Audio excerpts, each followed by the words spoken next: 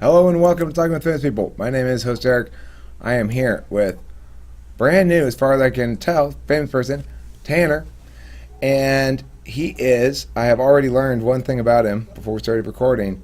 He is from Montreal. That's in Canada. It's a country to the north of us. So, would you like me to ask you some typing questions before we do anything else? Yeah, sure, go ahead. Okay. Do you like to read novels? Oh, so I should say so I can tell you that I know what type I am already. Did you want to Okay, that's cool. ask some questions and make your we'll own play guess your determination? type. Okay, I'm gonna see if I Alright. can guess it in 10 questions. I got 10 questions. Okay, Alright. that's all I Yeah. got. My first question is: do you like to read novels? I did. Okay.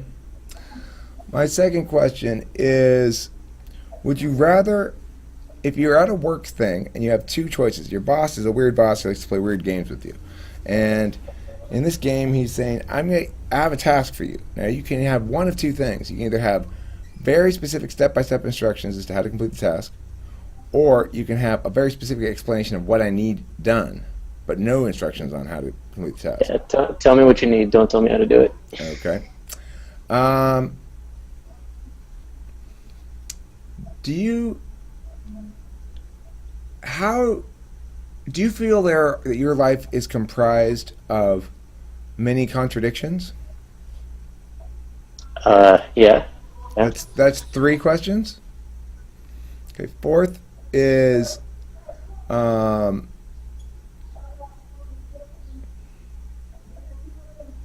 which of the following do you resonate with more? I'm fine. Those people can be pretty fussy though. I'm worrying about what their state of being is. Or fuck those people, they can take care of themselves. I'm worried about how I feel. Oh, the former, for sure. Okay. That's 4 or 5. I don't remember. I think you're at 4. I think it's 4. This is 5. Okay. Are you likely to leave small objects at home when you go out in the world? Like go to work or school or someplace like that? Like forget stuff at home? Yeah, like let's say for me, I leave the house, I've got my cigarettes, my lighter, my wallet, my keys, my phone, my sunglasses, and a knife. I'm almost guaranteed to forget at least one of those every single time I leave. Okay, yeah. No, I forget stuff often. Yeah. Okay, so this is number 6. Do you think truth is created or discovered? Discovered. Number 7. Are you more likely to regret not telling a joke because you were too careful, or telling a joke that didn't turn out well and you made a bad joke and you regret saying it? Not telling a joke because I was too careful. So what I regret having not told the joke. Yeah, okay. Yeah, probably that. Yeah. Okay. Do you have a tendency to, when you utilize media, do you see it as accessing some of the emotions that are implicit in that media? Like, for example, I want to be sad, so I'm going to listen to a sad song kind of a thing? Oh, what's my motivation for digesting media? Yeah, I would say, for sure, yeah. Okay, I already know what you are. I knew like question 5 or 3 or something. I don't know. I think it was 3. I think it was question 3, yeah. You're an INTP. Yeah? No. Are you an ENTP? Because you had asked if I cared about others' condition and whether or not I would subjugate my own. Okay, then you're an INFJ. Yeah. Okay. See, the That's what I wanna talk about. INFJs are the one type that I will always mistype as something else first. Always. Yeah, because I think Shut up! especially in a context like this. Shut the fuck up, Lacey. Sorry, I had to yell at the dogs. And especially in a context like this, Yo! part of my motivation for speaking to you is because as an ENTP, you like to joust, and so I think the INFJ likes to pull out that ENTP aspect when Okay, I do hold on anyway. 1 second, Tanor. Hey, Johnny, what's up? I'm jumping up busy. As soon as Christina gets here, I'm going to come inside. Okay, well, I'm on a call. Okay? Bye. next door neighbor. So anyway, So how'd you get to, I'm just curious now, so what made you think INTP? well, in part, what cued me to INTP, and this is why I get fooled by INFJs, because they use TI so effectively.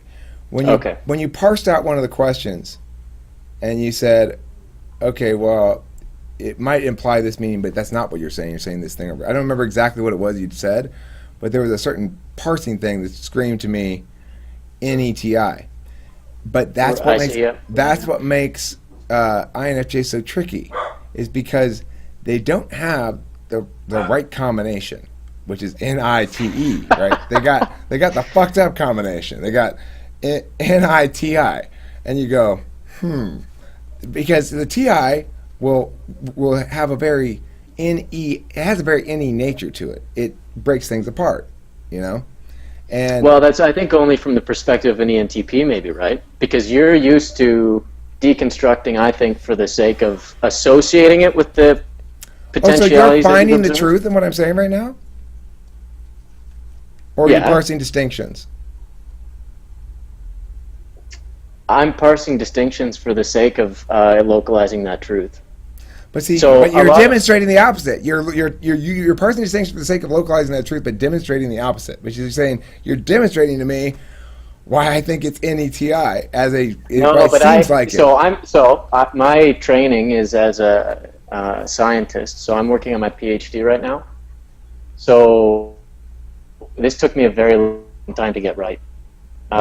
TE, NE, that took me a long time to get right. But and there have been many a time when I have to swallow defeat in an academic setting for lack of my ability to pinpoint why it is that I think the other person is coming from the wrong direction. And so that, I think that's where that sort of TINE aspect comes from. It's not just that. Also, it's that as we develop, intuitive DOMs get a hang of the other kind of intuition. They have to, because extroverted intuition is about possibilities and things that could be wrong. Some things could be things you could build on, things you could whatever, and whereas introverted intuition is about the whole truth to begin with. And so you know what I would say is that I would say this: had I not watched your videos before, I would not have very effective NE, because I wouldn't know where to look. But I've watched your videos, and so I've built an interpretation of where you're coming from when you take in situations. So it seems as if I'm using incredible to hear you say that stuff. It's insane. But this is why I wanted to talk to you, because I was just like, there's certain things that you'll throw out there. I'm like, there was this one video, I wish I watched it.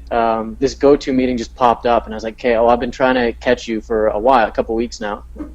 So I just jumped in. But I wish I had found the video when you were talking about, again, and I can't even really remember what it was, but I watched you catch yourself. Like you had built this massive rhetorical kind of just choo-choo train. It was just like crushing through. And you noticed that it was about to go off the cliff, and you're like, I hope nobody else sees that this is not going to make it. I'm just going to hit the switch. I bet what I did at the end is I go, so anyway, this thing that I'm demonstrating here is an example of blah, blah, blah, blah. Yeah, you just pivoted. It's like, I hope nobody saw that. You just meta out. Oh, so anyway, this is an example of what I'm not saying. Yeah.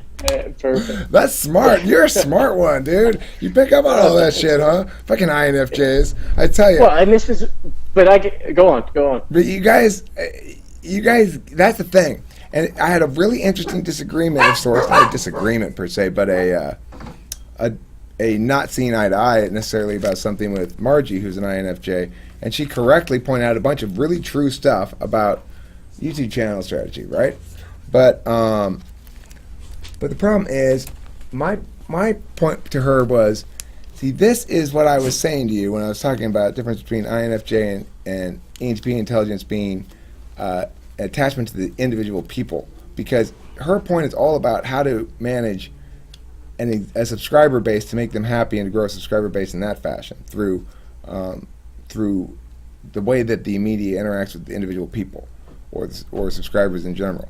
But what I'm saying is, I want to utilize a person-free mechanism first, which is this thing that you get a exponential boost at 1,000 subscribers based on how many total videos you have, because of the switch in the Google search results probably. And so it makes sense to shift into that kind of a perspective. Margie's kind of positioning of how the channel ought to proceed, and not, she says, but basically we're giving up to anybody who comes over and says, let me have some. It's just constant videos, and you can't possibly expect subscribers. You're going to unsubscribe to that, like you're just spamming the shit out of me. Saying, well, Right. One, that means I got durable subscribers. Because I've been doing this from the beginning, basically. I've been putting up shitloads of videos, right? But number two, once I hit 1,000 subscribers, if I'm right about that, if it does take advantage of this mathematical aspect to it, then what I need is more different videos about different topics that could potentially hit a search result.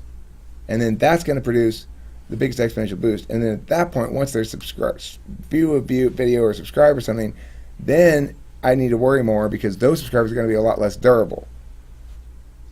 So this sounds to me,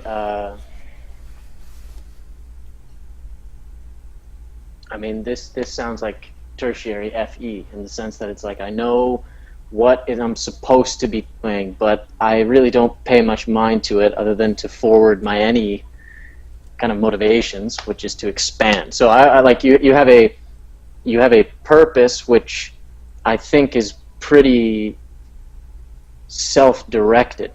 This is what the INFJ cannot do well. We have to extract a value out of the knowledge that it serves a collective environment. And so the this idea... this is not for the collective environment's benefit. Okay, right. So, and I think this is where, now if she's making suggestions about, I don't know, but if you're going to retain subscribers, and you're going to actually get them coming back and hitting your ads and things like that, then you need to zone in on what their interests would be, so that you get ads that are now specified to that interest that is revolving around your channel, et cetera, et cetera. But that's coming from the mind state that I share as well, which is that it's about building a hub, building a republic, like Plato-esque republic, that serves a particular interest and need. Whereas for you, it's like, no, this is filling my need, and I'm going to cast a net so that I can harvest whatever the hell is coming in here.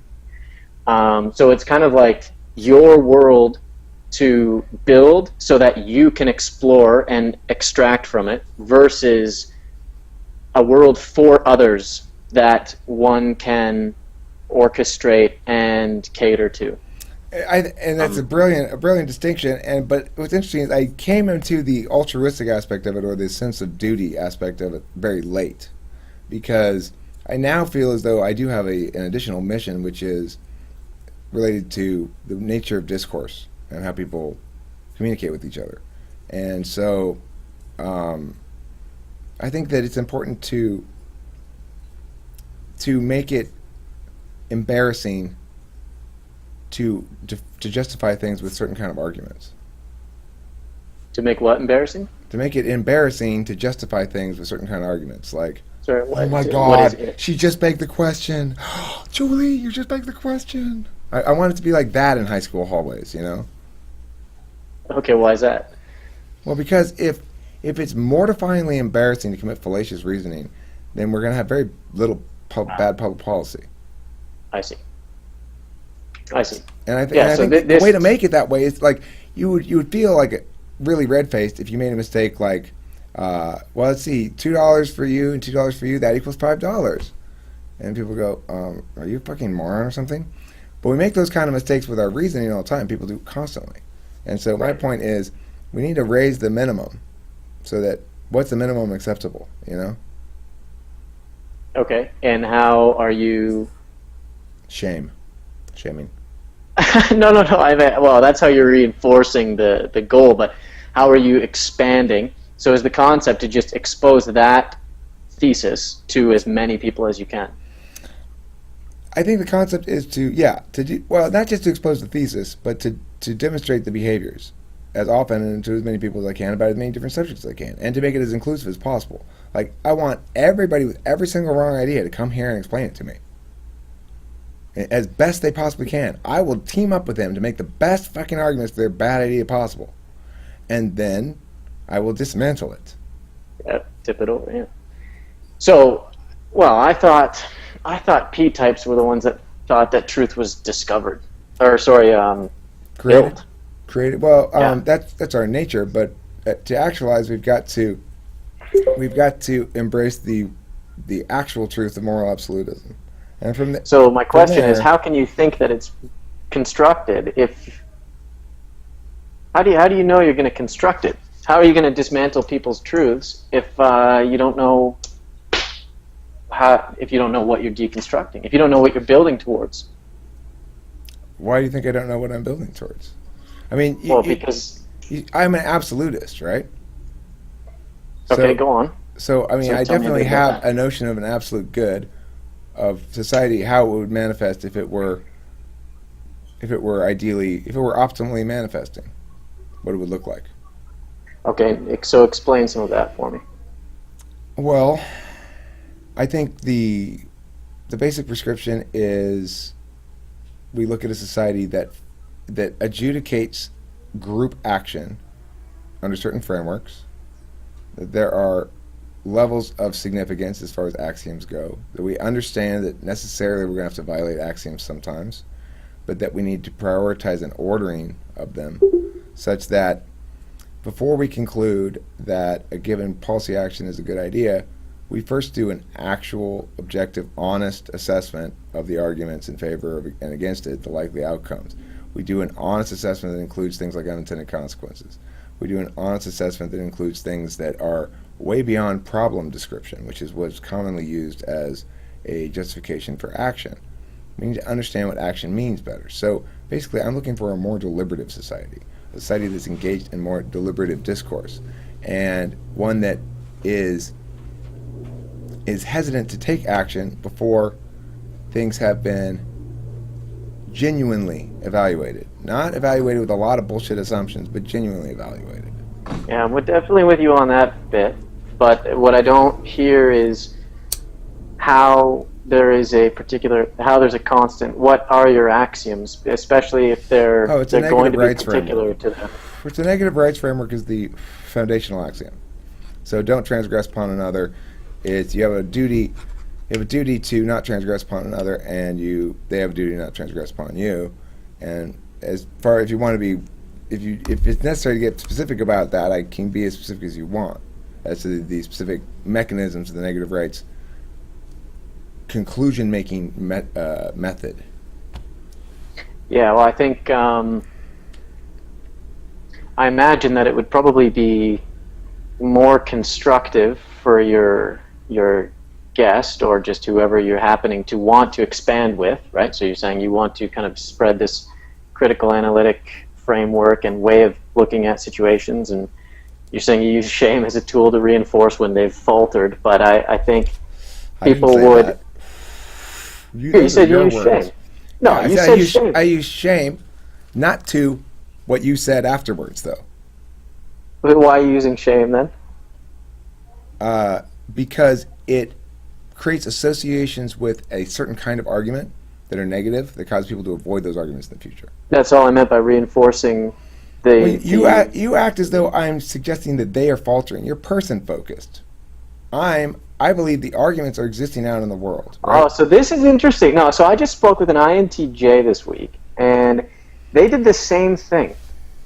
Because, it took me a while to understand why we were disagreeing. I'm not saying, when I say an individual falters, I mean they are making an error, but it has nothing to do with their value as a person. And this INTJ, and this is going to be a bit different in terms of functional stacking, but they could not understand that I did not want to parse value systems from value judgments. So they liked to associate, for example, they like to distinguish between happiness, joy, pleasure, and on this potential positive affect dimension went. Because they felt as if those particular experiences of the individual reflected different processes and functions. that the individual engaged in their surroundings. And so when I say, but that's contrary for me, I see it as a unified dimension, a pleasantness dimension that, for example, right, that manifests itself on the basis of the system constraints that the individual currently finds himself in. So when I say the individual is faltering, what I mean to say is that the individual is currently committing an error in the domain that they are intending to engage in. So like if I'm asking this individual, add 2 plus 2, and they give me 5, I'm saying they've faltered. And so they are now shamed for faltering in that way. I could have changed. So what's interesting to me is that there's a semantic loading that you've assigned to falter that actually speaks to the core of an individual, but I don't wish to load that semantic meaning onto the term. Okay, well, but look, there's another way of looking at it as well, which is,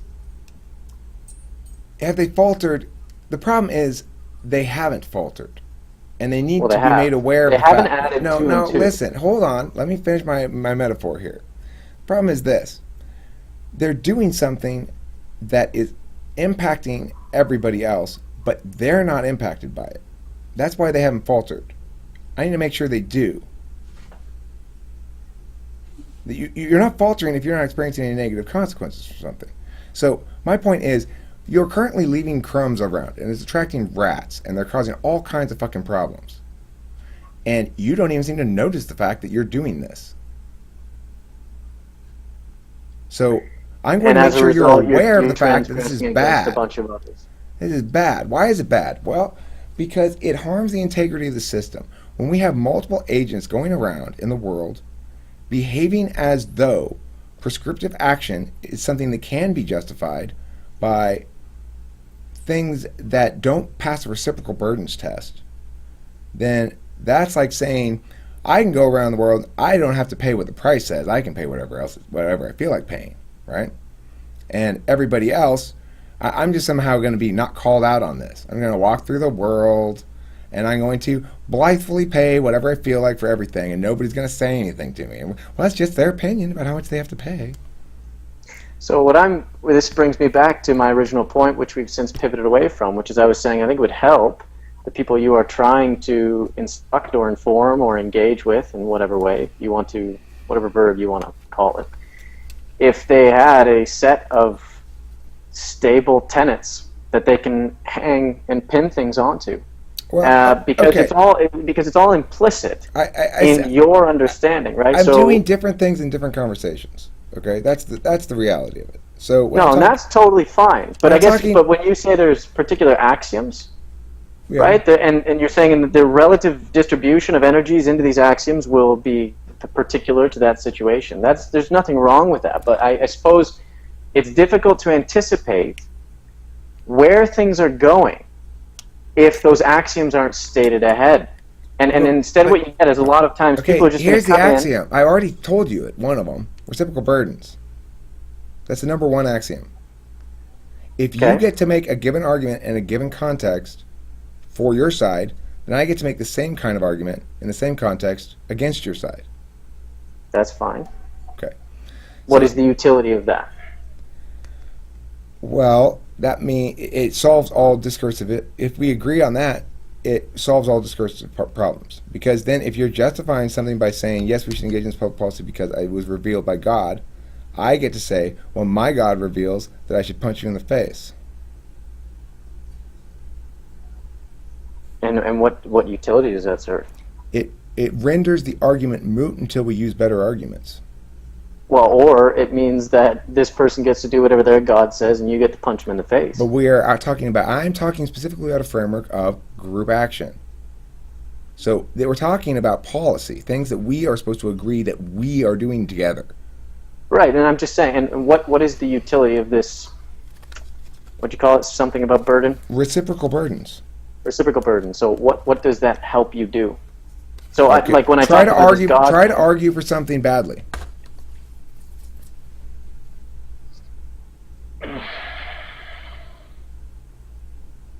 I don't think about how to argue badly for things. Okay, so well, can we try the 2 plus 2 is 5 example again? Is that gonna?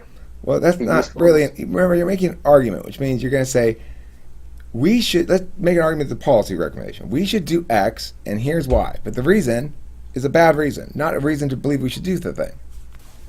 Okay. So go ahead and come up with some so- example of that. Yeah. Okay. Everybody should eat mushrooms, and they should do so because they're currently on sale at the supermarket. Okay, well then, should everybody eat detergent because that's on sale?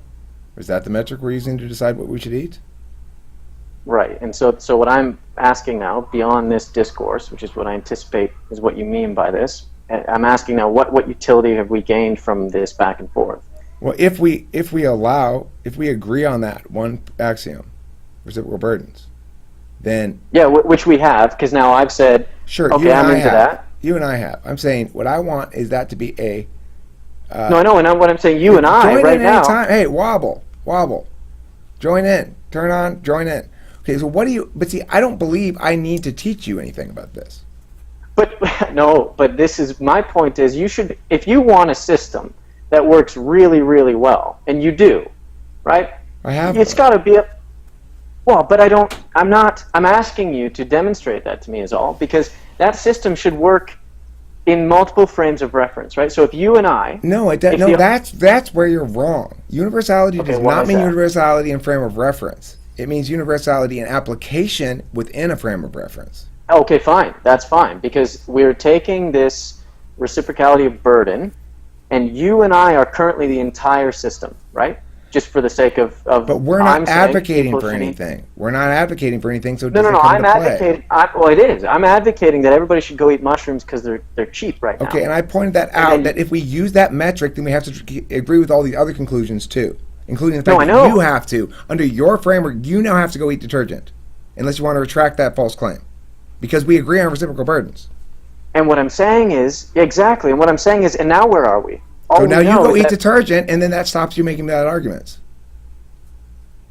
Or you retract the claim, or you go off and pout because you lost. One of those things. I don't fucking care. Think so. The point. Well, what do you think happens? Well, what I think happens is what's happening right now. You're not embracing the notion that we should all go eat mushrooms because they're cheap, and I'm not embracing the notion that we should. Get this straight. I'm not trying to change how you argue, wrong arguer. I'm instead trying to make it painful by making you look like a fucking idiot. Right. And my point is, what is the utility of that? Well, I bet you won't make those arguments again. I bet you won't. And it's the thing is, you're acting as though it's a choice of mine to punish you. Instead, I see it as a natural result of your fucking stupidity. Right. So it's a different framework. I'm not talking about you personally. I'm saying when I encounter this thing, I see it as you have chosen to pick up a snake. It has bitten you. It has bitten you through the medium of me. That is not me biting you because you are the cause of it. You are the cause of it by advocating for group action, even though you personally can't even justify it in a way that's consistent or logical. You have no frame of reference. You have no axioms to which you refer. Your decision making is entirely arbitrary, and you're doing harm to the world. So yeah, when you pick up that bomb, sometimes it blows up in your fucking face, and you go home and you feel like an idiot, and it's on YouTube, so you can know you are an idiot, and you don't make those mistakes again. And it doesn't necessarily mean you stop coming back either. You keep coming back. I mean, you learn and you get better. Hami doesn't make those kind of mistakes anymore. I fucking schooled his ass one time, and he simply argues better now. He just doesn't make stupid, bold claims. So is the idea to just get people to argue better? The idea is to not have trash on my table. It's that simple. I've got a table. People come put trash on it. Bad fucking claims that have no justification. And I'm saying, you're not talking to me. You're just making stupid sounds. And leaving trash on my table. And why do you say that? Well, because if you're doing an advocacy, it has to be positioned in a way that's just, because you're advocating that we all should do something. So therefore, you have to agree with reciprocal burdens. But your advocacy doesn't pass the reciprocal burdens test. And that you seem to believe that making justifications that fail that test are totally okay in advocating policy for all of us. No, what I'm failing to see right now is how the reciprocal burdens test is demonstrating that there's a false premise. Well, no, we're not talking about. I didn't say there's a false premise. I'm saying your advocacy should be negated. You're affirming something. You have the burden to prove it. Okay, fine. So what I'm failing to see is how the advocacy is not worth the time, or why it's a bad idea. I'm not saying it is a bad idea. I'm saying if we decide advocacy is based on that approach, we're all fucked. Okay, and that's what I'm not understanding. That's why the world is a mess. It's because people are able to get away with justifying behaviors with arguments that, if you use the reciprocal burdens test, are obviously unacceptable ways to justify behaviors. You can't justify everyone should go buy mushrooms and eat them because they're on sale at the supermarket. Because, why? Because not everybody has the same value of you, and that's not necessarily important for people to save money is their primary concern. Some people are allergic to mushrooms. There's a countless million reasons why you shouldn't have to go out and buy mushrooms just because they're on sale. Now, the point is, if you are genuinely advocating something like that, and it's not going to sound as ridiculous, but it's going to be as ridiculous, then you need to be called out for it. You're wasting all of our time with your bullshit. You don't know why you want this. You just know that my belief is true, and my reasons I'm going to come up with on the fly here are as many reasons as I can come up with. But even if I have those reasons dismantled, I'm still going to maintain the truth of my position. I'm not trying to convert you from your position. I don't care about your position. My point is, you are justifying things in a way that harms humanity. Because if we allow that to be justification for things, then everything's fucking arbitrary. Okay, so that's interesting, that last bit, because what I'm trying to figure out is how you see anything as being anything other than arbitrary. I have a clear axiom. There's some clear basic truths from which all else is logically deduced. Number one, you're born owning your own body. Everything else logically follows. I can go through the whole logic chain with you if you'd like, but I don't feel it's necessary to do that at the moment because that's not really what we're arguing about. We're not arguing about whether I have an axiom or not, whether or not it's effective. You're arguing basically about whether or not treating these things as serious objects in the world. Like if I leave a big fucking spike in the middle of the road, right? That gets treated seriously. You're guilty of some sort of crime. You can anticipate that somebody's going to drive over that. I'm not saying that metaphysically anybody should be guilty of any actual legal issues or anything like that. I'm saying that metaphysically we have a similar situation in which it's not what people are saying that is bad. I don't fucking care. If you have the best argument for why we should all be racists, then as far as I'm concerned, we should all be racist until I come up with a better argument. And that's how it needs to be. Now, the fact is, argumentation is the only way to actually be fair is to say, well, let's have the same test. We both can make as many arguments as we want. If they don't pass the reciprocal burdens test, then we have to jettison those arguments as justifications. And we'll see what's left at the end. Okay. So I would say, I don't think I've actually forwarded any arguments yet. I'm mostly just trying to figure out where we are here. Well, right, you haven't made any claims. You haven't made any claims. Let me clarify where we are. Okay, I'll do an assessment of where we are too then, because it's true you have not made any claims. You've asked a lot of questions that tie back to effectiveness. You're talking about what's my goal here, and whether or not shaming is in fact one good thing to do. I'm saying it's a naturally occurring consequence of your stupidity. It's not me choosing to punish you for faltering. There's a difference. Okay, so, and this was the thing, because I never actually questioned whether or not shame was useful. You didn't say it was. No, you never claimed it wasn't. You did question whether it was useful. You didn't say it wasn't useful. There's a difference. Okay, sure, fair, yeah. And I think what I was... Shit, hit me with that again. What was that last bit? You did question... You talked about you did you its said... utility. Prior to that, you had said that the shame is a natural consequence of somebody's shitty logic. Right? It's a natural consequence of their negligence. Their rhetorical negligence. Sure. So that we're entirely on board with. And I think that what I'm not seeing right now, and this is why I keep asking questions, is because you to me are using a positive reinforcement method, though you would say you're not. You would say you're not doing anything. You're saying that the shame is an emergent property, a natural consequence of one's negligence or shitty argumentation. My anger is legitimate. It's not made up. I'm not faking it. No, I know that. No, I know. But what I'm saying is you wouldn't say that you're giving it to people. Am I understanding you correctly? You're not saying you're shaming people. You're saying you're providing a venue in which people will naturally be shamed because they're making shitty arguments. I'm trying to pin them down on what they're saying, usually, is how it plays out. They Okay, say but something. you yourself don't deliver the shame. You're not the agent that delivers shame. I mean, I am the agent who delivers it. My point is that if we frame it that way, I may have said that in fact it's a naturally occurring consequence, but you're assuming that a naturally occurring consequence cannot include my own agency. That's No, I'm not. No. You don't. You had just said. pointed out a contradiction. You just said. Yeah, exactly. You had said earlier that you're not the one shaming me. So are you then pointing out a contradiction that I made? What I'm pointing out the contradiction in your thought pattern, which distinguishes So between... yes, you are. You are pointing out a contradiction, yes? Yes. Okay.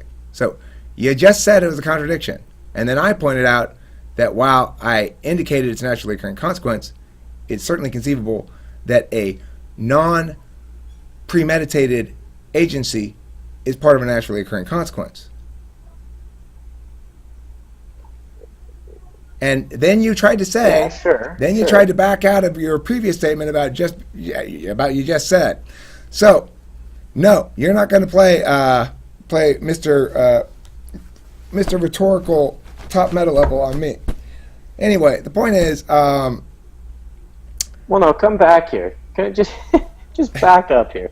It's just the confusion for me, right, was when I first asked, what are you gonna, and then you said shame, and I was like, oh, like you're gonna shame people, and your initial response to that was, no, you don't shame people. Shame is naturally a response to their shitty arguments or whatever. Correct. And then we went we're around gonna fight this point quite a okay, while. Go ahead. No, because this is what I'm trying to localize. I like pinning shit down too. Go. Yeah.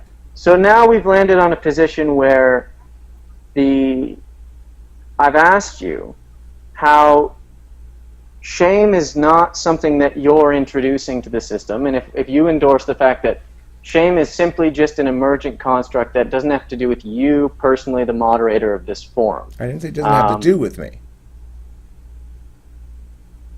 Okay. So question then becomes, on my end, if it doesn't have to do with you... I didn't say it doesn't have to do with me. Then, well, I thought you just said now. No, that's what I just said. I didn't say it doesn't have to do... I may have misspoken there. I didn't say it doesn't have to do with me.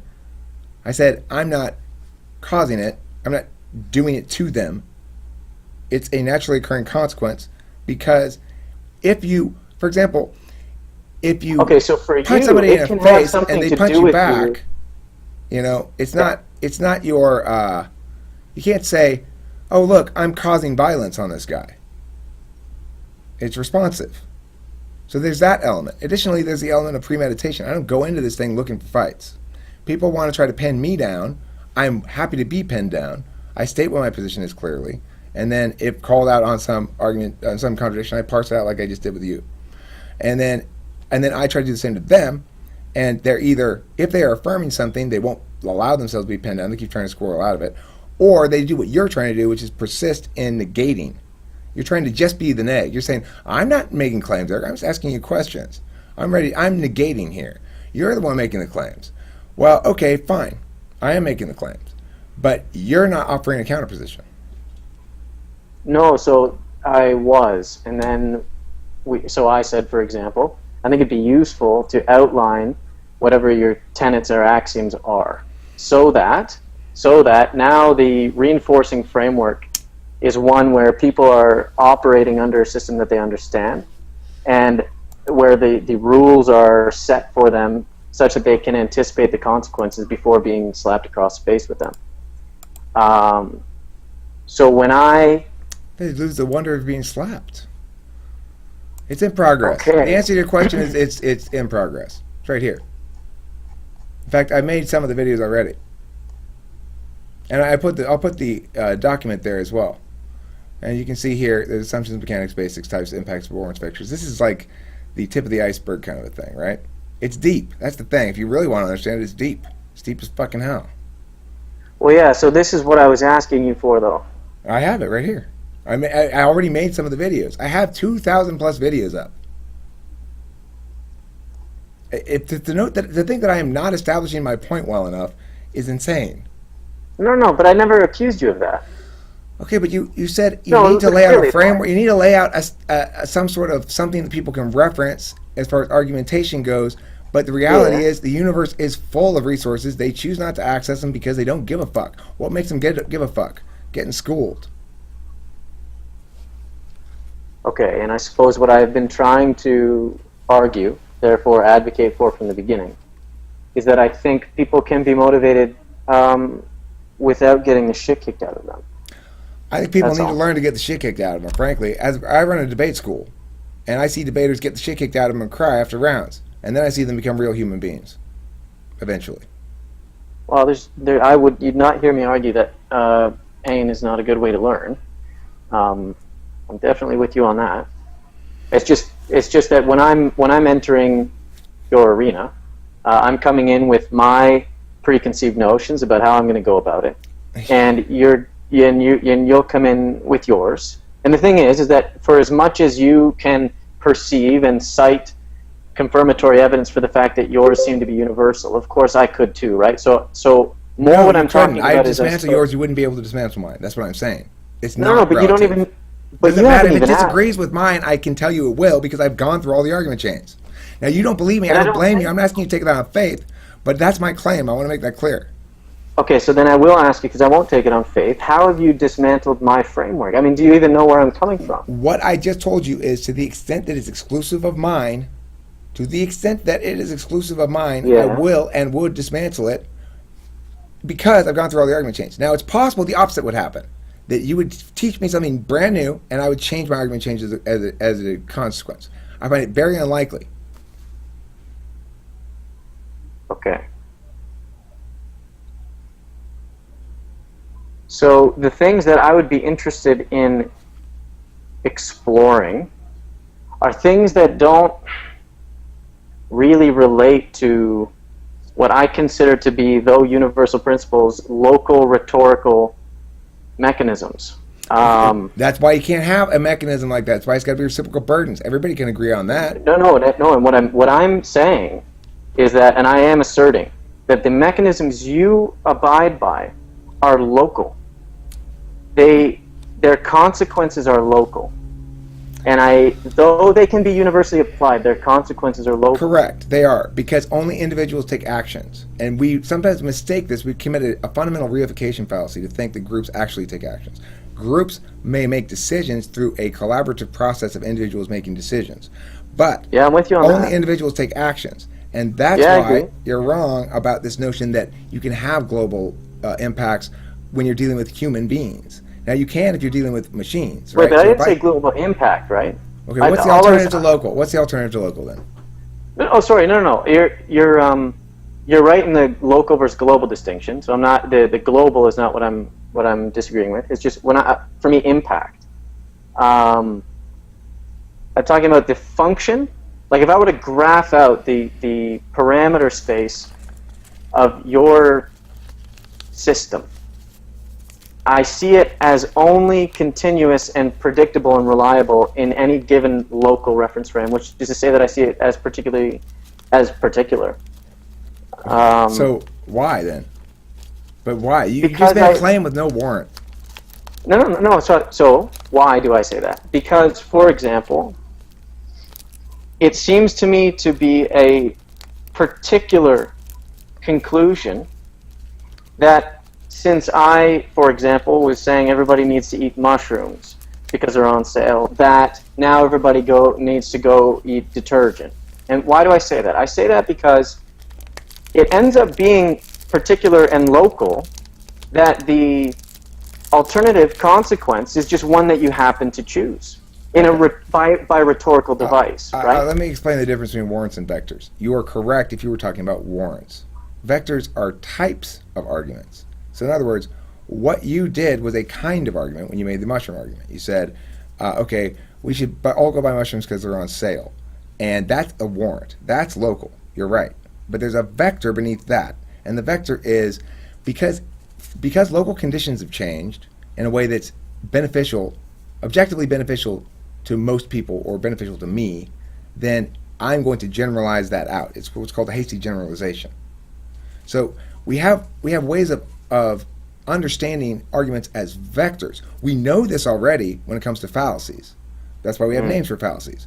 But we also have ways of understanding arguments as vectors when they're good arguments. And you can, and in fact, I'm making a taxonomy of all of them. And I'm making a system called the Milk Lab, which is designed specifically to allow people to test arguments against each other and to see why and how some arguments win, some arguments lose, and which ones fail which tests, and why those tests come into play.